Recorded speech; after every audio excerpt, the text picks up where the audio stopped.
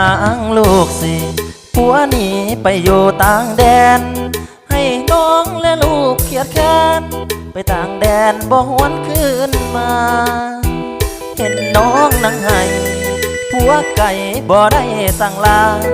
ปล่อยลูกต้องเป็นกำพร้าไม่ต้องมาหาเงินส่งลูกเรียนอายมาถามข่าวเรื่องราวสังน่าสงสารน้องบอกว่าลืมบ่นัดผู้เหตุการณ์หน้าที่หมุนเวียนแล้วไปมีน้อยน้องก็ปล่อยพอลูกยังเงียนบ่นั้นจดหมายผัวเขียนเนื้อในว่าพอกันแม่หางน้องอย่าโศกเศร้าโศกาไอ้นี้ขอมา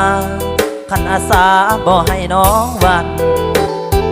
ลูกน้องทั้งสี่ไอ้จะมีหน้าที่แบ่งปัน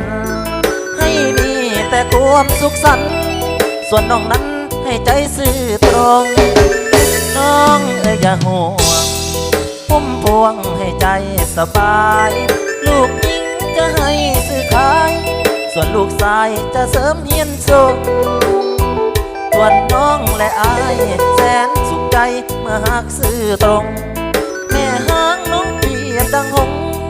อย่าพะวงอายนี้ยังมี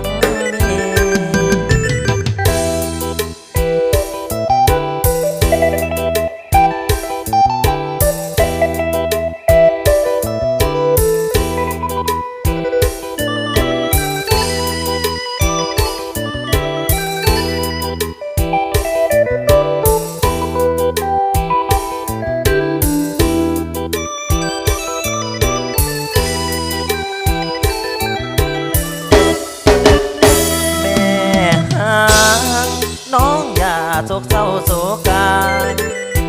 ไอ้นี้ขอมาขันอาสาบ่ให้น้องบันลูกน้องทั้งสี่ไอ้จะมีหน้าที่แบ่งปัน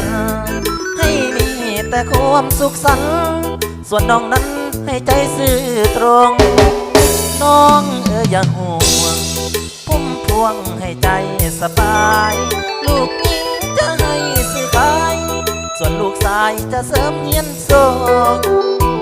ส่วนน้องและอายแสนสุขใจเมื่อหากซื่อตรงแม่หางน้องเปรียบดังหงส์อย่าพะวงอายนี้